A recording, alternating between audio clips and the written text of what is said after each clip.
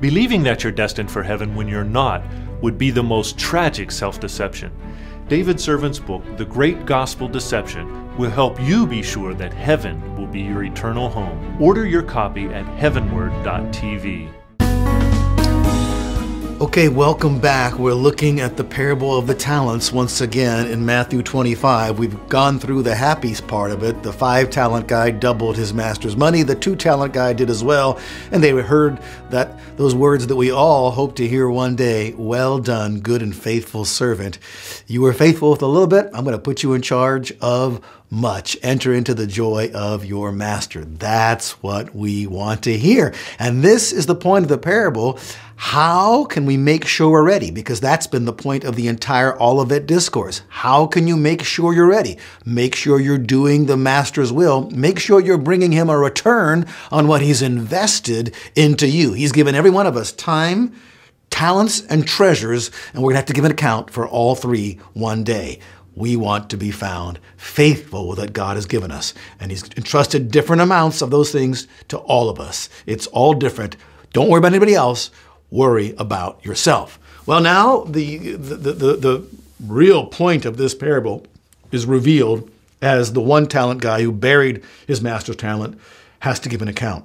And to me, he represents so many professing Christians who look at the 2-talent guy and look at the 5-talent guy, and they say, well, I don't have any talent because I'm of no comparison to that great evangelist. Look what God has given him, the gifts and the power and the opportunities and so on and so forth. And so a lot of people whom God has given 1 talent bury their talent. And this is a warning. This is a warning. You say, are you telling me that I could, be a believer in Jesus Christ and, pray the sinner's prayer and one day be thrown out into the outer darkness where there's weeping and gnashing of teeth? Actually, I'm not saying that. Jesus is saying that because that's what this says right here. The 1-talent guy who buried his talent, he was a slave of the master just as much as the other 2 were slaves of the master. He was entrusted with the master's money just as much as the other 2 were entrusted with the master's money.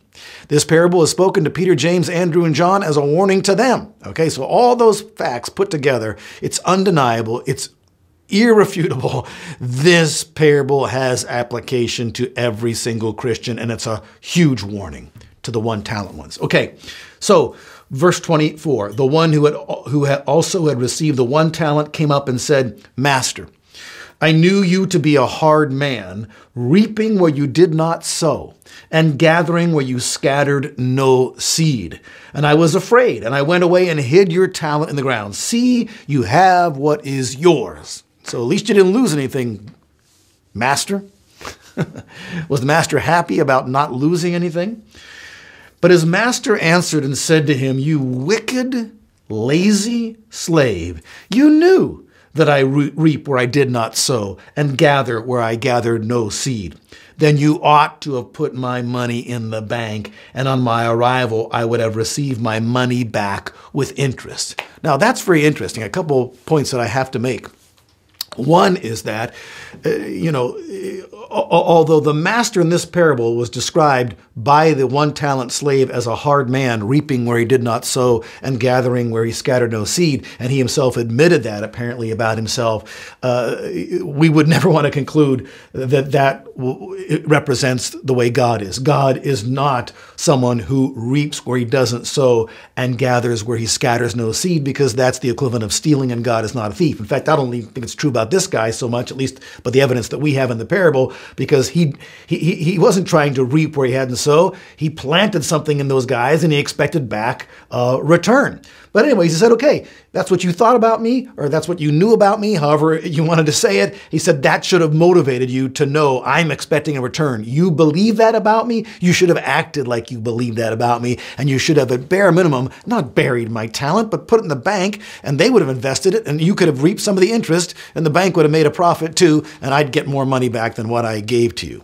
And so, therefore, take away the talent from him and give it to the one who has the 10 talents. For to everyone who has, and let's just fill in the blanks here, everyone who has a return on the investment that God put in them, more shall be given to him. Isn't that what happened to the 5 and the 2 talent guys?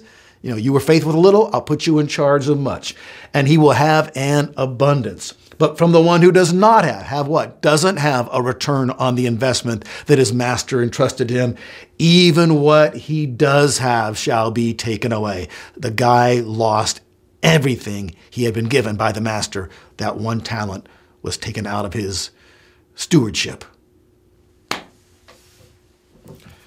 Peter, James, Andrew, and John, you don't want to be like that. And I'll put your name in that blank. I'll put my name in that blank. David, you don't want to be like the one talent guy. Verse number 30, here's what happened to that one talent guy. Again, just as much a slave of the master as the other two. Throw out the worthless slave into the outer darkness. In that place, there shall be weeping and gnashing of teeth. That's the same thing that Jesus said in the first parable we read, the parable of the unfaithful servant. He was cast out after being severely scourged. He was cast out in the outer darkness. There was weeping and gnashing. That's clearly hell.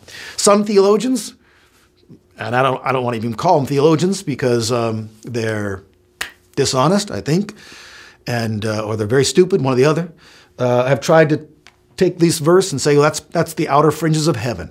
And that'll be a place where unfaithful people, unfaithful Christians, one-talent people who buried their talent in the ground, they'll go to the outer fringes of heaven. When they see the big reward they missed out on, they'll be weeping and gnashing their teeth temporarily, but then God will wipe away every tear and they'll be welcomed into the inner sanctums of heaven. Well, if you study out every time Christ used that phrase, weeping and gnashing of teeth and outer darkness, there's no doubt it's hell. This guy did not go to heaven. He went to hell. But the reason that these guys have to twist the word of God like that is because it thwarts their theology of the whole idea of once saved, always saved. This guy was a servant of the master. He was entrusted something by this master. This parable is spoken to Peter, James, Andrew, and John. That throws a real wrench in our theology, so we better twist the word of God to fit our theology. Wrong. All right, enough said. It gets even more interesting next time. Oh my goodness, the sheep and the goats, the culmination of the Olivet Discourse. See you then.